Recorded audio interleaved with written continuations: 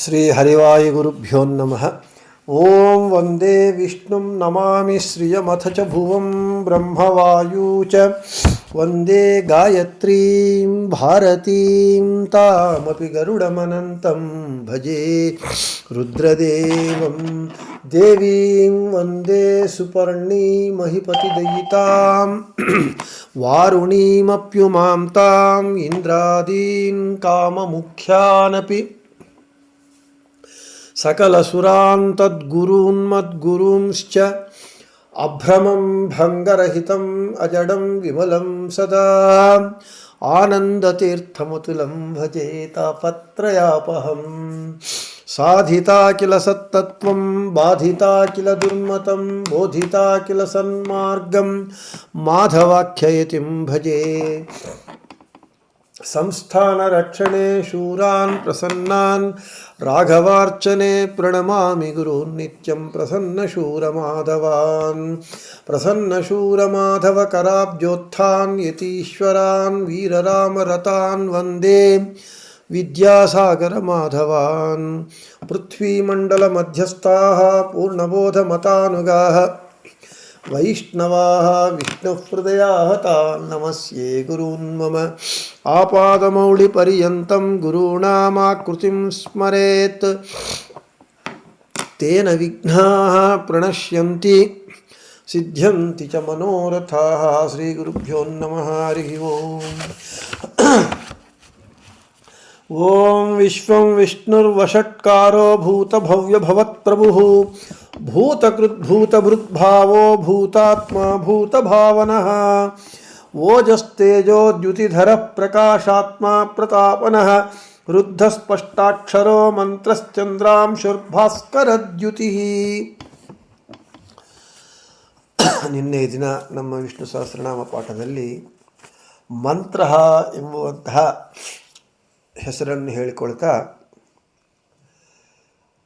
ಭಗವಂತನು ನಮ್ಮ ದೇಹ ಅಂದರೆ ಜೀವರ ದೇಹ ಸಂಬಂಧಿಗಳ ಅಲ್ಲಿ ಮಮತೆಯನ್ನು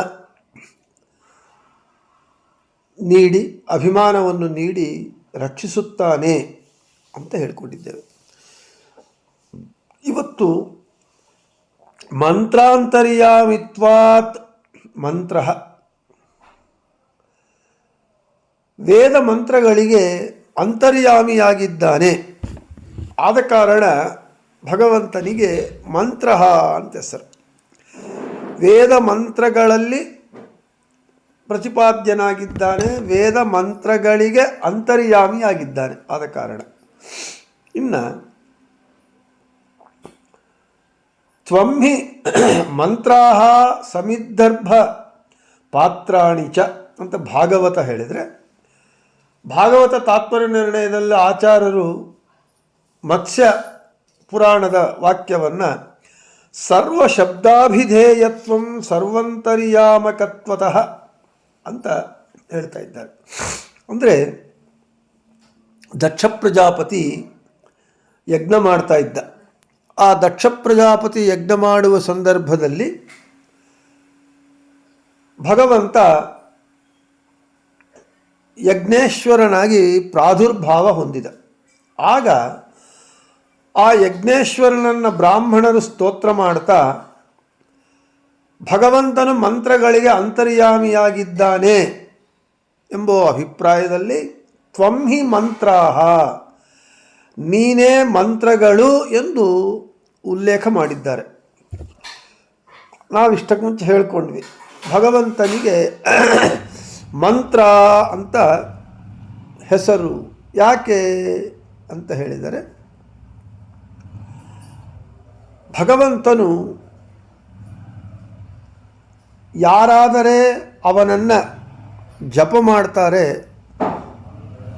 ಅದರ ಮೂಲಕ ಭಗವಂತ ಅವರಿಗೆ ರಕ್ಷಣೆಯ ವಿಷಯಕವಾದ ಸುಬುದ್ಧಿಯನ್ನು ಕೊಟ್ಟು ರಕ್ಷಿಸುತ್ತಾನೆ. ಹಾಗೆ ಅಷ್ಟೇ ಹೊರತು ಪಶುಪಾಲಕನಂತೆ ಪಶುಗಳನ್ನು ಕಾಯುವವನ್ನು ಕಟ್ಟಿಗೆ ಹಿಡ್ಕೊಂಡು ಪಶುಗಳನ್ನು ಮೇಯಿಸಿ ಅದರ ಮತ್ತು ಮನೆಗೆ ದನದ ಕೊಟ್ಟಿಗೆ ತಂದು ಹಾಕಿ ರಕ್ಷಣೆ ಮಾಡುವಂತೆ ಹಾಗೆ ಮಾಡಲ್ಲ. ಅವನ ಮಂತ್ರವನ್ನು ಉಪಾಸನೆ ಮಾಡಿದಾಗ ನಮ್ಮ ರಕ್ಷಣೆಗೆ ಬೇಕಾದಂತಹ ಸುಬುದ್ಧಿಯನ್ನು ಕೊಟ್ಟು ಅನುಗ್ರಹ ಮಾಡ್ತಾನೆ ಅಂತ ಮಂತ್ರ ಅಂತ. ಆದ ಕಾರಣ ದಕ್ಷ ಪ್ರಜಾಪತಿಯ ಯಜ್ಞದ ಸಂದರ್ಭದಲ್ಲಿ ಪ್ರಾದುರ್ಭಾವ ಹೊಂದಿದ ಯಜ್ಞೇಶ್ವರನನ್ನು ಬ್ರಾಹ್ಮಣರು ತ್ವಮ್ಮಿ ಮಂತ್ರಾಹ, ನೀನೇ ಮಂತ್ರ ಎಂದು ಕರೆದಿದ್ದಾರೆ. ಆದ ಕಾರಣ ಭಗವಂತನಿಗೆ ಮಂತ್ರ ಅಂತ ಹೆಸರು. ಇನ್ನು ಮಿಮೀತ ಇತಿ ಮಂತ್ರ ಮಾಂಗ್ ಮಾನೆ ಅಂದರೆ ಸ್ವತಂತ್ರವಾಗಿ ಮನನ ಮಾಡುವವನು. ನಾವೆಲ್ಲರೂ ಮನನ ಮಾಡ್ತೇವೆ, ಆದರೆ ಭಗವಂತ ನಮ್ಮಲ್ಲಿ ಇದ್ದು ಅವನು ಬಿಂಬನಾಗಿ ಮನನ ಮಾಡಿಸಿದರೆ ನಾವು ಮಾಡ್ತೇವೆ. ನಾವು ಮನನ ಮಾಡೋದಕ್ಕೂ ಭಗವಂತ ಮನನ ಮಾಡೋದಕ್ಕೂ ವ್ಯತ್ಯಾಸವಿದೆ. ಅವನು ಯಾರ ಅಪೇಕ್ಷೆ ಇಲ್ಲದೆ ಸ್ವತಂತ್ರವಾಗಿ ಮಾಡ್ತಾನೆ, ನಾವು ಭಗವಂತನ ಅವನ ಪ್ರೇರಣೆಯಿಂದ ನಾವು ಮಾಡ್ತೇವೆ. ಇನ್ನು ಮತ್ತು ಮಂತ್ರ ಅಂದರೆ ಮನನಶೀಲ ಅಂತ ಹೇಳ್ತಾ ಇದ್ದಾರೆ ವಾಲ್ಮೀಕಿ ರಾಮಾಯಣದಲ್ಲಿ. ಇನ್ನು ಶ್ರೋತ ಮಂತ್ರ ಸರ್ವೇಷಾಂ ಭೂತಾನಾಂ ಅಂತರ ಪುರುಷಃ ಸಮ ಆತ್ಮೇತಿ ವಿದ್ಯಾತ್ ಅಂತ ಐತರೇಯೋಪನಿಷತ್ತು ಹೇಳ್ತಾ ಇದೆ. ಇಷ್ಟಕ್ಕೆ ಮುಂಚೆ ಹೇಳಿದ್ವಿ, ನಾವು ಮನನ ಮಾಡಬೇಕು ಅಂತ ಹೇಳಿದರೆ ನಮಗೆ ಭಗವಂತ ಪ್ರೇರಕನಾಗಿ ಅವನು ಪ್ರೇರಣೆ ಮಾಡಿದರೆ ನಾವು ಮನನ ಮಾಡ್ತೇವೆ. ಆದರೆ ಭಗವಂತ ಸ್ವತಂತ್ರವಾಗಿ ಮಾಡ್ತಾನೆ ಅಂತ ಅದೇ ವಿಷಯವನ್ನೇ ಇಲ್ಲಿ ಹೇಳ್ತಾ ಇದ್ದಾರೆ. ಐತರೇಯ ಉಪನಿಷತ್ತಿನಲ್ಲಿ ಹಾಗೂ ಬೃಹದಾರಣ್ಯಕ ಉಪನಿಷತ್ತಿನಲ್ಲಿ, ಬೃಹದಾರಣ್ಯಕ ಉಪನಿಷತ್ ಭಾಷ್ಯದಲ್ಲಿ ನಾನ್ಯೋತೋ ಅಸ್ತಿ ಮಂತ್ರ ಏಷತ ಆಂತರ್ಯಾಮಿ. ಬೃಹದಾರಣ್ಯಕ ಉಪನಿಷತ್ತು. ನಾನ್ಯೋ ವೇತ್ತ ಸ್ವತಂತ್ರೋ ಅಸ್ತಿ ಅಂತ ಬೃಹದಾರಣ್ಯಕ ಉಪನಿಷತ್ ಭಾಷ್ಯದಲ್ಲಿ ಮಹಾಮೀಮಾಂಸ ವಾಕ್ಯವನ್ನು ಆಚಾರ್ಯ ಹೇಳ್ತಾರೆ. ಏನು? ಭಗವಂತ ಒಬ್ಬನೇ ಎಲ್ಲರ ಅಂತರ್ಯಾಮಿಯಾಗಿದ್ದು ಸ್ವತಂತ್ರವಾಗಿ ಮನನ ಮಾಡ್ತಾನೆ. ಸ್ವತಂತ್ರವಾಗಿ ಮನನ ಮಾಡುವವನು ಜಗತ್ತಿನಲ್ಲಿ ಇನ್ನೊಬ್ಬನಿಲ್ಲ. ಹೌದು, ಭಗವಂತ ಅನಂತಾನಂತ ಈ ಜೀವರ ಅಲ್ಲಿ ಅಂತರ್ಯಾಮಿಯಾಗಿ ಬಿಂಬನಾಗಿ ಇದ್ದು, ಎಲ್ಲರಲ್ಲಿ ಅಂತರ್ಯಾಮಿಯಾಗಿದ್ದು ಸ್ವತಂತ್ರವಾಗಿ ಮನನ ಮಾಡ್ತಾನೆ.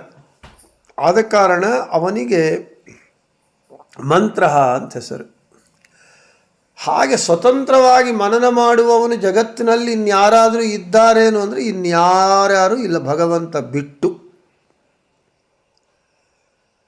ಅವನೊಬ್ಬನೇ ಸ್ವತಂತ್ರವಾಗಿ ಮಾಡುವವನು. ಕೊನೆಗೆ ಅವಿಭಕ್ತ ಕುಟುಂಬಿನಿ ಅಕ್ಷರತತ್ವಳಾದ ಲಕ್ಷ್ಮೀದೇವಿ ಸಹ ಸ್ವತಂತ್ರವಾಗಿ ಮನನ ಮಾಡಲಾರಳು. ಭಗವಂತ ಒಬ್ಬನೇ ಸ್ವತಂತ್ರವಾಗಿ ಮನನ ಮಾಡುವವನು. ಆದ ಕಾರಣ ಭಗವಂತನಿಗೆ ಮಂತ್ರ ಅಂತ ಹೆಸರು. ಇನ್ನು ಮೀಯತೆ ಇತಿ ಮಂತ್ರ, ಜ್ಞಾನಿಗಳಿಂದ ಮನನ ಮಾಡಲ್ಪಡುವವನು. ಸರಿ, ಜ್ಞಾನಿಗಳು ಮನನ ಮಾಡ್ತಾರೆ. ಯಾರನ್ನು ಮಾಡ್ತಾರೆ ಅಂದರೆ ಭಗವಂತನನ್ನು ಮಾಡ್ತಾರೆ. ಜ್ಞಾನಿಗಳಿಂದ ಮನನ ಮಾಡಲ್ಪಡುವವನು. ಜ್ಞಾನಿಗಳಿಗೆ ಯಾರು ಅಂದರೆ ಬೇಕಾಗಿದ್ದು ಭಗವಂತನೇ ಬೇಕಾಗ. ಜ್ಞಾನಿಗಳೆಲ್ಲರೂ ಭಗವಂತನನ್ನು ಅಪೇಕ್ಷೆ ಪಡ್ತಾರೆ. ಜ್ಞಾನಿಗಳು ಅಂದರೆ ಯಾರು ಅಂದರೆ ಭಗವಂತನ ಜ್ಞಾನ ಯಾರಿಗಿರುತ್ತೋ ಅವರು ಮಾತ್ರ ಜ್ಞಾನಿಗಳು. ಇನ್ನು ಮಿಕ್ಕ ವಿಷಯ ಜ್ಞಾನಗಳಿದ್ದವರೆಲ್ಲರೂ ಜ್ಞಾನಿಗಳಲ್ಲ. ಜ್ಞಾನಿ ಅಂತ ಕರೆಯಲ್ಪಡಬೇಕಾಗಿದ್ದರೆ ಭಗವಂತನ ವಿಷಯವನ್ನು ತಿಳಿದಿರುವವನು ಮಾತ್ರ ಜ್ಞಾನಿ. ಅಂತಹ ಜ್ಞಾನಿ ಏನು ಮಾಡ್ತಾನೆ? ಭಗವಂತನನ್ನೇ ಮನಸ್ಸಿನಲ್ಲಿ ಮನನ ಮಾಡ್ತಾನೆ, ಅವನನ್ನೇ ನೆನೆಸ್ಕೊಳ್ತಾನೆ. ಆದ ಕಾರಣ ಜ್ಞಾನಿಗಳಿಂದ ಮನನ ಮಾಡಲ್ಪಡುವವನಾದ ಕಾರಣ ಭಗವಂತನಿಗೆ ಮಂತ್ರ ಅಂತ ಹೆಸರು. ಇನ್ನು ಮಂತ್ರೋನ್ ತ್ರಾಯತೆ ಇತಿ ಮಂತ್ರ. ಯಾರಾದರೆ ಭಗವಂತನನ್ನು ಮನನ ಮಾಡ್ತಾರೆ, ಅಂದರೆ ವಿಶೇಷವಾಗಿ ಮನನ ಮಾಡ್ತಾರೆ, ಅವರನ್ನು ಭಗವಂತ ಕಾಪಾಡ್ತಾನೆ. ಅದಕ್ಕೆ ಭಗವಂತ ಹೇಳಿದ ಜ್ಞಾನಿ ಸಚ ಮಮ ಪ್ರಿಯ ಅಂತೇಳಿ. ಜ್ಞಾನಿಯಾದವನು ನನಗೆ ಬಹಳ ಪ್ರೀತಿಪಾತ್ರನು ಅಂತ ಹೇಳಿ. ಹಾಗೆ ಈ ಜ್ಞಾನಿಗಳು ವಿಶೇಷವಾಗಿ ಭಗವಂತನನ್ನು ಬಿಟ್ಟು ಇನ್ನು ಯಾರನ್ನೂ ಅವರು ಸ್ಮರಿಸೋದಿಲ್ಲ. ಅವರ ಮನಸ್ಸಿನ ತುಂಬ ಭಗವಂತನೇ ತುಂಬಿರ್ತಾನೆ. ಯಾರಾದರೆ ತಮ್ಮ ಮನಸ್ಸು ತುಂಬ ಭಗವಂತನನ್ನೇ ತುಂಬಿಕೊಂಡು ಅವನನ್ನೇ ಮನನ ಮಾಡ್ತಾರೆ, ಅವರನ್ನು ವಿಶೇಷವಾಗಿ ಭಗವಂತ ಕಾಪಾಡುವವನಾಗಿದ್ದಾನೆ. ಆದ ಕಾರಣ ಅವನಿಗೆ ಮಂತ್ರ ಅಂತ ಹೆಸರು. ಇನ್ನು ಗೋಪತ್ಯತ್ವಾತ್ ಮಂತ್ರ, ಅವನು ರಹಸ್ಯನಾಗಿರ್ತಾನೆ, ಆದ ಕಾರಣ ಮಂತ್ರ ಅಂತ ಹೆಸರು. ಹೌದು, ಭಗವಂತ ಅವ್ಯಕ್ತನಾಗಿರ್ತಾನೆ, ಅಂದರೆ ಎಲ್ಲಿ ವ್ಯಕ್ತವಾಗುವುದಿಲ್ಲ. ಅವನು ವ್ಯಕ್ತವಾಗಬೇಕು ಅಂತ ಹೇಳಿದರೆ ನಾವು ಅವನನ್ನು ಕುರಿತು ಮನನ ಮಾಡಬೇಕು. ಓಂ ಕ್ಲೀಂ ಕೃಷ್ಣಾಯ ನಮಃ ಅಂತೇಳಿ ಕೃಷ್ಣ ಮಂತ್ರವೋ, ರಂ ರಾಮಾಯ ನಮಃ ಅಂತ ರಾಮ ಮಂತ್ರವೋ, ಓಂ ಛಂ ಲಕ್ಷ್ಮೀ ನರಸಿಂಹಾಯ ನಮಃ ಅಂತ ಲಕ್ಷ್ಮೀ ನರಸಿಂಹ ಮಂತ್ರವೋ, ವಾಸುದೇವ ಮಂತ್ರವೋ, ದ್ವಾದಶಾಕ್ಷರ ವಾಸುದೇವ ಮಂತ್ರವೋ, ಅಥವಾ ಅಷ್ಟಾಕ್ಷರ ನಾರಾಯಣ ಮಂತ್ರವೋ, ಈ ರೀತಿಯಾಗಿ ನಾವು ಆ ಮಂತ್ರವನ್ನು ಜ್ಞಾನಾನುಸಂಧಾನಪೂರ್ವಕವಾಗಿ ತ್ರಿಕರಣ ಶುದ್ಧಿಯಾಗಿ ಆ ಮಂತ್ರವನ್ನು ನಾವು ಜಪ ಮಾಡಿದಾಗ, ಮಂತ್ರ ಸಿದ್ಧಿಯನ್ನು ಹೊಂದಿದಾಗ ಭಗವಂತ, ಆ ಮಂತ್ರ ಪ್ರತಿಪಾದ್ಯನಾದ ಭಗವಂತ, ಭಗವದ್ರೂಪ ನಮಗೆ ಅಭಿವ್ಯಕ್ತವಾಗುತ್ತೆ. ಆದ ಕಾರಣ ಭಗವಂತ ರಹಸ್ಯನಾಗಿರ್ತಾನೆ. ಅದಕ್ಕೆ ಆ ಮಂತ್ರವನ್ನು ನಾವು ಭಗವಂತನನ್ನು ನೋಡಬೇಕು ಅಂತ ಹೇಳಿದರೆ, ಯಾರ್ಯಾರಿಗೆ ಯಾವ ಭಗವಂತ ಇಷ್ಟನೋ, ಒಬ್ಬರಿಗೆ ನರಸಿಂಹ, ಒಬ್ಬನಿಗೆ ರಾಮ, ಒಬ್ಬನಿಗೆ ಕೃಷ್ಣ ಇದ್ದಾಗ ಆ ಮಂತ್ರವನ್ನು ನಾವು ಜಪಿಸಿದಾಗ, ವಿಶೇಷವಾಗಿ ಮನನ ಮಾಡಿದಾಗ ಭಗವಂತ ಅಲ್ಲಿಯವರೆಗೂ ನಮಗೆ ಕಾಣಿಸದೆ ಇದ್ದವನು ಕಾಣಿಸಿಕೊಳ್ತಾನೆ, ರಹಸ್ಯವಾಗಿ ಇರುವವನಾದ ಕಾರಣ ಭಗವಂತನಿಗೆ ಮಂತ್ರ ಅಂತ. ಆದ ಕಾರಣವೇ ಋಷಿಗಳು ಮುನಿಗಳು ಕೂಡ ತಪಸ್ಸು ಮಾಡ್ತಾ ಇರ್ತಾರೆ. ತಪಸ್ಸು ಅಂದರೆ ಏನು? ತಪ ಇತಿ ಆಲೋಚನೆ. ನಮ್ಮ ಆಲೋಚನೆಯನ್ನು ಒಂದೇ ವಿಷಯದಲ್ಲಿ ಕೇಂದ್ರೀಕೃತ ಮಾಡೋದೇ ತಪಸ್ಸು. ನಾವು ನಮ್ಮ ಲೌಕಿಕ ವಿಷಯಗಳಲ್ಲಿ ನಾವು ಹೆಚ್ಚು ಕೇಂದ್ರೀಕೃತ ಮಾಡ್ತೇವೆ ನಮ್ಮ ಮನಸ್ಸನ್ನು, ಆದರೆ ಭಗವಂತನ ವಿಷಯದಲ್ಲಿ ಮಾಡುವುದಿಲ್ಲ. ನಾವು ಪಾಕಿಸ್ತಾನ್ ಇಂಡಿಯಾ ಕ್ರಿಕೆಟ್ ಫೈನಲ್ ಮ್ಯಾಚಲ್ಲಿ ನಮ್ಮ ಮನಸ್ಸು ತಪ ಇತಿ ಆಲೋಚನೆ, ಆ ಮ್ಯಾಚಲ್ಲಿಟ್ಟಷ್ಟು ನಮ್ಮ ಮನಸ್ಸನ್ನು, ಏಕಾಗ್ರತೆಯನ್ನು ನಾವು ಭಗವಂತನಲ್ಲಿ ಇಡಲಿಕ್ಕಾಗಲ್ಲ. ಆದ ಕಾರಣ ಹಿಂದಿನ ಕಾಲದಲ್ಲಿ ಋಷಿಗಳು ಸಾವಿರಾರು ವರ್ಷ ತಪಸ್ಸು ಮಾಡ್ತಾಯಿದ್ರು. ಸಾವಿರಾರು ವರ್ಷ ತಪಸ್ಸು ಮಾಡಿದಾಗ ಭಗವಂತ ಮೆಚ್ಚಿ ಅವರಿಗೆ ಒಂದು ಮಿಂಚಿನಂತೆ, ಒಂದು ಎಲೆಕ್ಟ್ರಿಸಿಟಿ ಅಷ್ಟೇ, ಒಂದು ಮಿಂಚು ಒಂದು ಕ್ಷಣಕಾಲ ಕಾಣಿಸಿ ಮಾಯ ಆಗೋನು. ಸಾವಿರಾರು ವರ್ಷ ಅವರು ಭಗವಂತನನ್ನು ಮಂತ್ರವನ್ನು ಜಪಿಸಿದಾಗ ಭಗವಂತ ಅನುಗ್ರಹ ಮಾಡಿ ಒಂದು ಮಿಂಚಿನಂತೆ ಒಂದು ಕ್ಷಣಕಾಲ ಕಾಣಿಸಿಕೊಳ್ತಾನೆ. ಅದಕ್ಕೆ ಅವ್ರು ಸಂತೋಷಪಟ್ಟು ಖುಷಿಯಾಗತ್ತೆ. ಮತ್ತು ಆ ಒಂದು ಕ್ಷಣಕಾಲ ಭಗವಂತನ ದರ್ಶನಕ್ಕಾಗಿ ಮತ್ತು ಸಾವಿರಾರು ವರ್ಷ ಅವರು ತಪಸ್ಸು ಮಾಡ್ತಾರೆ. ಹೀಗೆ ಭಗವಂತ ರಹಸ್ಯನಾಗಿರ್ತಾನೆ. ಆದ ಕಾರಣ ಮಂತ್ರದಿಂದ ನಾವು ಅವನನ್ನು ಮನನ ಮಾಡಿ ಜಪ ಮಾಡಿದಾಗ ಅವನು ರಹಸ್ಯವಾಗಿದ್ದ ಭಗವಂತ ನಮಗೆ ವ್ಯಕ್ತನಾಗ್ತಾನೆ. ಆದ ಕಾರಣ ರಹಸ್ಯವಾಗಿರುವ ಕಾರಣ ಭಗವಂತನಿಗೆ ಮಂತ್ರ ಅಂತ ಹೆಸರು. ಇನ್ನು ಮಿನೋತಿ ತ್ರಾತಿಚೇತಿ ಮಂತ್ರ.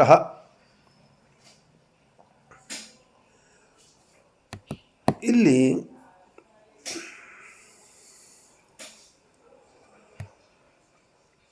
ದೈತ್ಯರನ್ನು ಅಂಧನ್ ತಮಸ್ಸಲ್ಲಿ ಹಾಕ್ತಾನೆ, ಸಾತ್ವಿಕರನ್ನು ರಕ್ಷಿಸುತ್ತಾನೆ.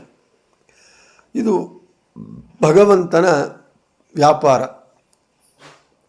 ಅದಕ್ಕೆ ಹರಿಕಥಾಮೃತ ಸಾರದಲ್ಲಿ ಜಗನ್ನಾಥದಾಸರು ವಿವಿಧ ಭೋಗಗಳೀವ ತ್ರಿವಿಧ ಚೇತನಕ್ಕೆ ಇಹ ಪರಂಗಳಲ್ಲಿ, ನಮ್ಮೆಲ್ಲರಿಗೂ ತಿಳಿದಂತೆ ಸಾತ್ವಿಕ ರಾಜಸ ತಾಮಸ ತ್ರಿವಿಧ ಜೀವರಾಶಿಗಳು. ಸಾತ್ವಿಕರು ಮುಕ್ತಿಗೆ ಹೋಗಬೇಕು, ರಾಜಸರು ನಿತ್ಯ ಸಂಸಾರಕ್ಕೆ ಹೋಗಬೇಕು, ತಾಮಸರು ಅಂಧನ್ ತಮಸ್ಸಿಗೆ ಹೋಗಬೇಕು. ಈ ರೀತಿಯಾಗಿ ಯಾರ್ಯಾರು ಅವರವರ ಗತಿಗಳು ಸೇರುವಂತೆ ಮಾಡ್ತಾನೆ.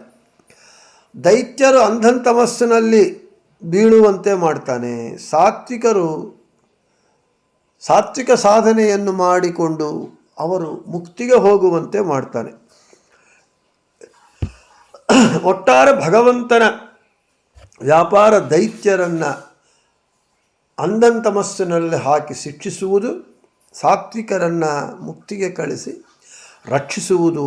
ಆದ ಕಾರಣ ಮಂತ್ರ ಅಂತ ಹೆಸರು. ಇನ್ನು ಮೀಯತೆ ತ್ರಾಯತೆ ಚೇತಿ ಮಂತ್ರ, ತಿಳಿಯಲ್ಪಡುವವನು ಮತ್ತು ರಕ್ಷಿಸುವವನು. ಯಾರು ನಾವು ತಿಳ್ಕೋಬೇಕು, ಯಾರನ್ನು ಕುರಿತು ತಿಳ್ಕೋಬೇಕು? ನಮಗೆ ಜಗತ್ತಿನಲ್ಲಿ ಯಾರನ್ನು ಕುರಿತು ತಿಳಿಯಬೇಕಾದಂತಹ ವಸ್ತು ಯಾವುದನ್ನಾದರೂ ಜಗತ್ತಿನಲ್ಲಿ ಇದೆ ಅಂತ ಹೇಳಿದರೆ ಪರಮ ಮುಖ್ಯ ವೃತ್ತಿಯಿಂದ ನಾವು ಯಾರನ್ನು ತಿಳ್ಕೋಬೇಕು ಅಂದರೆ ಭಗವಂತನನ್ನೇ ತಿಳ್ಕೋಬೇಕು. ಅವನೇ ಜ್ಞೇಯ ಗಮ್ಯ. ಅದಕ್ಕೆ ನಾರಾಯಣಂ ಗುಣೈ ಸರ್ವೈರುದೀರ್ಣಂ ದೋಷವರ್ಜಿತಂ ಜ್ಞೇಯಂ ಗಮ್ಯಂ. ತಿಳಿಯಲ್ಪಡುವವನು ಅವನೇ. ಯಾರಾದರೆ ಅವನನ್ನು ವಿಶೇಷವಾಗಿ ತಿಳ್ಕೊಳ್ತಾರೋ ಅಂಥವರನ್ನು ಭಗವಂತ ರಕ್ಷಿಸುತ್ತಾನೆ. ಅಂದರೆ ಭಗವಂತ ನನಗೆ ನಾನು ರಕ್ಷಕನಲ್ಲ, ನನ್ನ ಸಂಸಾರಕ್ಕೆ ನಾನೇ ರಕ್ಷಕ, ನನಗೆ ನಾನೇ ರಕ್ಷಕ, ನನ್ನ ಹೆಂಡತಿ ಮಕ್ಕಳಿಗೆ ನಾನೇ ರಕ್ಷಕ ಅಂತ ಅಂದುಕೊಂಡಷ್ಟು ಕಾಲ ಅವನು ನಮ್ಮ ರಕ್ಷಣೆಗೆ ಬರಲ್ಲ. ಅನ್ಯಥಾ ಶರಣಂ ನಾಸ್ತಿ ತ್ವಮೇವ ಶರಣಂ ಮಮ ಅಂಥೇಳಿ ಅವನೇ ನನಗೆ ಗತಿ, ಅವನು ಬಿಟ್ಟರೆ ಈ ಜಗತ್ತಿನಲ್ಲಿ ನನ್ನನ್ನು ರಕ್ಷಿಸುವವರು ಯಾರೂ ಇಲ್ಲ ಅಂತ ಯಾರಾದರೆ ವಿಶೇಷವಾಗಿ ತಿಳಿತಾರೋ ಅಂಥವರನ್ನು ರಕ್ಷಣೆ ಮಾಡ್ತಾನೆ. ಇದು ನಮಗೆ ಅನೇಕ ವಿಷಯಗಳಲ್ಲಿ ಭಾರತದಲ್ಲಿ, ರಾಮಾಯಣದಲ್ಲಿ, ಭಾಗವತದಲ್ಲಿ ನಮಗಿದು ನಿರೂಪಣೆ ಆಗಿದೆ. ದ್ರೌಪದಿ ದೇವಿ ತುಂಬಿದ ಸಭೆಯಲ್ಲಿ ಆಕೆಯ ವಸ್ತ್ರಾಪಹರಣ ಮಾಡುವಾಗ ಕೃಷ್ಣ ಅಂತ ಕೂಗಿದಾಗ ಎಲ್ಲೋ ಇದ್ದ ಕೃಷ್ಣ ಅಕ್ಷಯ ವಸ್ತ್ರ ಪ್ರದಾನ ಮಾಡಿ ರಕ್ಷಣೆ ಮಾಡಿದ. ದ್ರೌಪದಿ ದೇವಿಗೆ ಗೊತ್ತಿತ್ತು, ನನ್ನ ರಕ್ಷಿಸುವವನು ಭಗವಂತ ಬಿಟ್ಟರೆ ಇನ್ನು ಯಾರೂ ಇಲ್ಲ ಅಂತ ಆಕೆ ಚೆನ್ನಾಗಿ ಗೊತ್ತಿತ್ತು. ಆದ ಕಾರಣ ಭಗವಂತನನ್ನು ಮೊರೆ ಹೊಕ್ಕಳು, ಭಗವಂತ ರಕ್ಷಣೆ ಮಾಡಿದ. ಹಾಗೆ ಗಜೇಂದ್ರ ಮೋಕ್ಷದಲ್ಲೂ ತನ್ನ ಬಲದಿಂದ ಹೋರಾಡಿದ, ತನ್ನ ಪರಿವಾರದಿಂದ ಮೊಸಳೆಯ ಮಕರಿ ಜೊತೆಗೆ ಹೋರಾಡಿದ, ಸಾವಿರಾರು ವರ್ಷ ಹೋರಾಡಿದ. ಸಾಧ್ಯ ಆಗಲಿಲ್ಲ. ಕೊನೆಗೆ ಆ ಗಜೇಂದ್ರನಿಗೆ ಜ್ಞಾನೋದಯವಾಯಿತು. ಭಗವಂತ ಬಿಟ್ಟರೆ ನನ್ನನ್ನು ಯಾರೂ ರಕ್ಷಿಸುವವರಿಲ್ಲ, ನಾನು ರಕ್ಷಿಸಿಕೊಳ್ಳಲಾರೆ, ನನ್ನ ಪರಿವಾರ ನನ್ನನ್ನು ರಕ್ಷಿಸುವುದಕ್ಕೆ ಸಾಧ್ಯವಾಗಲ್ಲ. ಅವಕ್ಕೆ ಯಾರು ನನ್ನ ರಕ್ಷಿಸುವವರು ಅಂದರೆ ಭಗವಂತ ಒಬ್ಬನೇ ಅಂತ ಜ್ಞಾನೋದಯವಾಯಿತು. ಆವಾಗೆ ಕೂಗಿಕೊಂಡ, ಪಾಹಿ ಪಾಹಿ ಅಂತ ಹೇಳಿ ಭಗವಂತನನ್ನು ಅರಚಿಕೊಂಡಾಗ ಜ್ಞಾನೋದಯವಾಯಿತು. ತಿಳ್ಕೊಂಡ, ಭಗವಂತ ಬಿಟ್ಟು ನನ್ನನ್ನು ರಕ್ಷಿಸುವವರು ಯಾರೂ ಇಲ್ಲ ಅಂತ. ಆಗ ಭಗವಂತ ಓಡಿ ಬಂದು ಧಾವಿಸಿ ಬಂದು ಮಕರಿಯ ಬಾಯಿಯಿಂದ ಗಜೇಂದ್ರನನ್ನು ರಕ್ಷಣೆ ಮಾಡ್ತಾನೆ.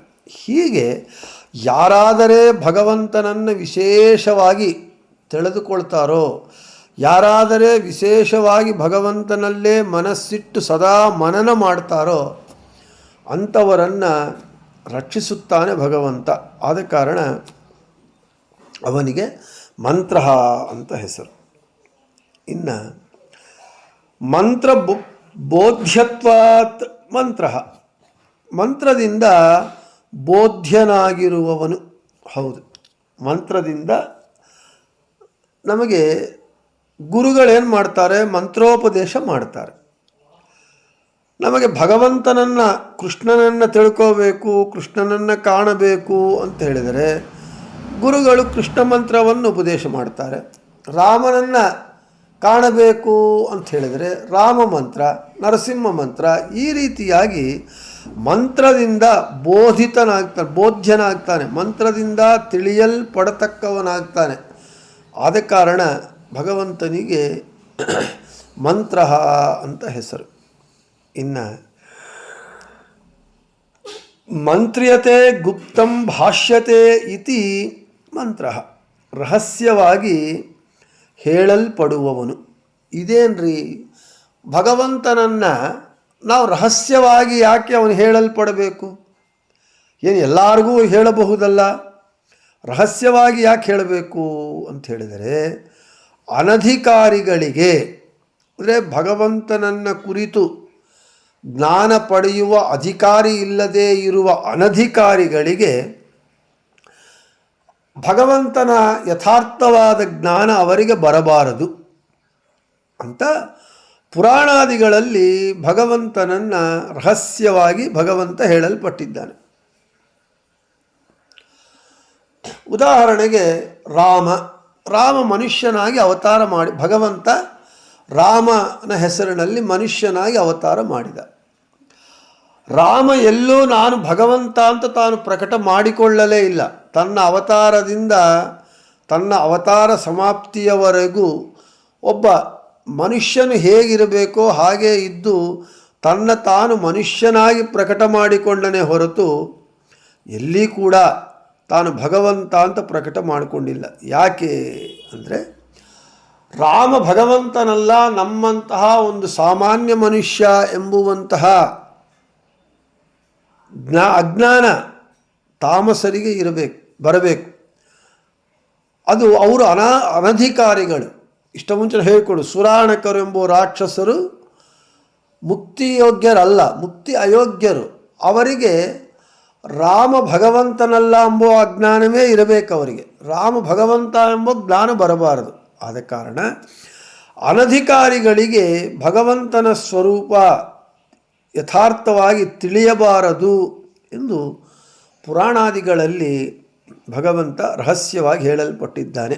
ಆದ ಕಾರಣ ಭಗವಂತನಿಗೆ ಮಂತ್ರ ಅಂತ ಹೆಸರು.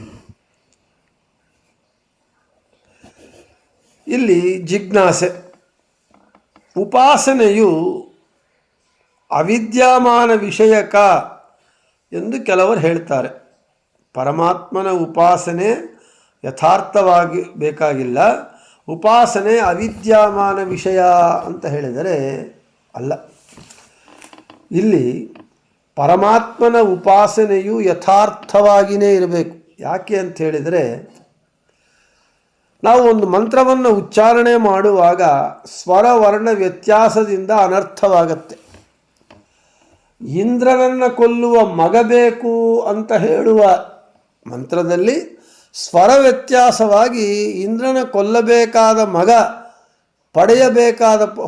ಬೇಕಾಗಿ ಹೋಗಿ ಇಂದ್ರನಿಂದ ಕೊಲ್ಲುವಂತಹ ಮಗ ಹುಟ್ಟಿದ. ಯಾಕೆ? ಈ ಮಂತ್ರೋಚ್ಚಾರಣೆಯಲ್ಲಾಗುವ ಸ್ವರವರ್ಣ ವ್ಯತ್ಯಾಸ. ಆದ ಕಾರಣ ಅವಿದ್ಯಮಾನ ವಿಷಯಕ ಉಪಾಸನೆಯಿಂದ ಅನರ್ಥ ಫಲವೂ ಆಗುತ್ತೆ. ಅಚೇತನಾಸತ್ಯಾಯೋಗ್ಯಾನಿ ಅನುಪಾಸ್ಯಾನಿ ಎಂಬ ಸಂಕರ್ಷಣ ಸೂತ್ರ ಹೇಳುತ್ತೆ. ನಾವು ಯಥಾರ್ಥವಾದಂತಹ ಪರಮಾತ್ಮನ ಉಪಾಸನೆ ಯಥಾರ್ಥವಾಗಿ ಯಥಾರ್ಥ ಜ್ಞಾನದಿಂದ ಮಂತ್ರೋಚ್ಚಾರಣೆ ಮಾಡುವಾಗ, ಜಪ ಮಾಡುವಾಗ ಸ್ವರವರ್ಣ ಲೋಪಗಳು ಇಲ್ಲದೆ ಸರಿಯಾಗಿ ಮಾಡಬೇಕು. ಪರಮಾತ್ಮನಿಗೆ ಮಂತ್ರ ಎಂಬ ಹೆಸರು ಇರೋದ ಕೂಡ ಈ ವಿಷಯ ನಮಗೆ ಸೆಳ್ತಾ ಇದೆ. ಇಷ್ಟ ಮುಂಚೆನೇ ಹೇಳ್ಕೊಂಡ್ವಿ, ಭಗವಂತನಿಗೆ ಮಂತ್ರ ಅಂತ ಹೆಸರು ಅಂಥೇಳಿ. ಯಾಕೆ ಅಂತ ಹೇಳಿದರೆ ಅವನು ಮಂತ್ರ ಪ್ರತಿಪಾದ್ಯನಾಗಿ ಯಾರಾದರೆ ಆ ಮಂತ್ರವನ್ನು ಜಪಿಸುತ್ತಾರೋ ಆಗ ತಾನು ಅವರಿಗೆ ರಕ್ಷಣೆಗೆ ಬೇಕಾದಂತಹ ಬುದ್ಧಿಯನ್ನು ಜ್ಞಾನವನ್ನು ಪ್ರೇರಣೆ ಮಾಡಿ ಅವರು ರಕ್ಷಣೆ ಆಗುವಂತೆ ಮಾಡ್ತಾನೆ.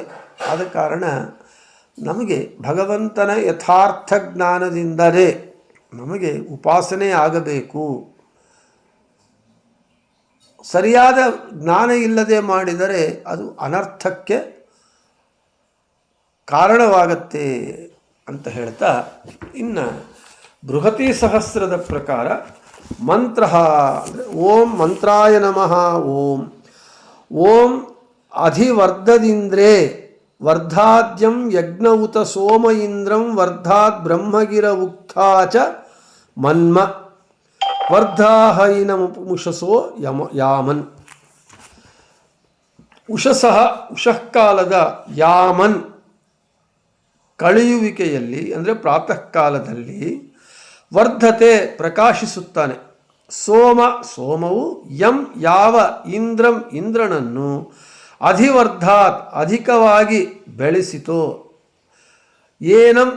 ಯಾವ ಇಂದ್ರನನ್ನು ಗಿರಹ ಸ್ತೋತ್ರವೂ ಸಹ ಅಧಿವರ್ಧಾತ್ ಬೆಳೆಸಿತು. ಮನನೀಯವಾದ ಉಕ್ತಾಚ ಶಸ್ತ್ರಗಳು ಅಂದರೆ ಮಂತ್ರಗಳು ಕೂಡ ವರ್ಧ ಸಂತೋಷ ಹೆಚ್ಚಿಸುತ್ತವೆ.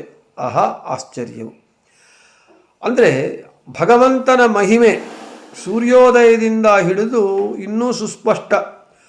ಉಷಃಕಾಲ ಕಳೆದ ನಂತರ ಪ್ರಾತಃ ಕಾಲ ಪ್ರಾರಂಭವಾದಾಗ ಭಗವಂತನ ಮಹಿಮೆ ವಿಶೇಷವಾಗಿ ಪ್ರಬಲವಾಗಿ ಪ್ರಕಟವಾಗುತ್ತೆ. ಆದ್ದರಿಂದ ಹರಿಯ ಮಹಿಮೆ ಅಂದರೆ ಭಗವಂತನ ಮಹಿಮೆ ಮನದಟ್ಟಾದರೆ ಸ್ತೋತ್ರಗಳಿಂದ ಬೇರೆಯವರಿಗೂ ಕೂಡ ಹರಿಯ ಎಂಥವನು ಅಂತೇಳಿ ನಮಗೆ ಗೊತ್ತಾಗತ್ತೆ. ಈ ಮಂತ್ರಗಳು ಮನನೀಯವಾದ ಅಂದರೆ ಮನನ ಮಾಡಲ್ಪಡುವಂತಹ ಮಂತ್ರಗಳು ಕೂಡ ಭಗವಂತನ ಮಹಿಮೆಯನ್ನು ಹೆಚ್ಚಿಸುತ್ತವೆ. ಆಶ್ಚರ್ಯ. ಆದ ಕಾರಣ ಭಗವಂತನ ಒಂದು ಮಹಿಮೆಯನ್ನು ನಾವು ಮನದಟ್ಟಿಸಿಕೊಂಡು ಮಹಾತ್ಮ್ಯಜ್ಞಾನಪೂರ್ವಕವಾಗಿ ಸುದೃಢವಾಗಿ ಸರ್ವತೋಧಿಕವಾಗಿ ಆ ಮಂತ್ರವನ್ನು ಮನನ ಮಾಡಿದಾಗ ಜಪ ಮಾಡಿದಾಗ ಭಗವಂತ ಅನುಗ್ರಹವಾಗತ್ತೆ ಅಂತ ಹೇಳ್ತಾ, ಉಕ್ತಾಚ ಮನ್ಮವರ್ಧ ಮನನೀಯವಾದ ಮಂತ್ರಗಳನ್ನು ಹೆಚ್ಚಿಸುತ್ತದೆ ಎಂದು ಈ ಮಂತ್ರಭಾಗ ನಮಗೆ ವಿಷ್ಣುವು ಮಹಾನ್ ಮಂತವ್ಯಾನ್ ಉಕ್ತಾದೀನ್ ಸ್ವಾತ್ಮ ಸಂತೋಷಕತ್ವೇನ ಪರಿವರ್ತಯತೀತಿ ಮಂತ್ರ ಅಂತ ಹೇಳ್ತಾ, ನಾವು ನಮ್ಮ ಏನು ಮಂತ್ರಗಳು ಮನನ ಮಾಡುವುದಾಗಿ ನಮಗೆ ಸಂತೋಷವನ್ನು ಕೊಡುವುದಂತಾಗತ್ತೆ ಅಂತ ಹೇಳ್ತಾ, ಆದ ಕಾರಣ ಭಗವಂತನ ಮಂತ್ರಗಳು ನಮಗೆ ಮಂತ್ರಗಳ ಮನನ ನಮಗೆ ಸಂತೋಷವನ್ನು ಉಂಟು ಮಾಡಿದ್ದಾಗತ್ತೆ. ಆದ ಕಾರಣ ಭಗವಂತನಿಗೆ ಮಂತ್ರ ಅಂತ ಹೆಸರು ಅಂತ ಹೇಳಿಕೊಂಡಲ್ಲಿ ಮಂತ್ರ ಎಂಬುವ ನಾಮವನ್ನು ಮುಗಿಸಿ ನಾಳೆ ಚಂದ್ರಾಂಶುಹು ಎಂಬುವಂತಹ ಭಗವಂತನ ನಾಮವನ್ನು ಕುರಿತು ಹೇಳಿಕೊಳ್ಳೋಣ ಅಂತ ಹೇಳ್ತಾ, ಶ್ರೀಕೃಷ್ಣಾರ್ಪಣಮಸ್ತು, ಮಧ್ವೇಶಾರ್ಪಣಮಸ್ತು. ಎಲ್ಲರಿಗೂ ಶುಭಮಸ್ತು.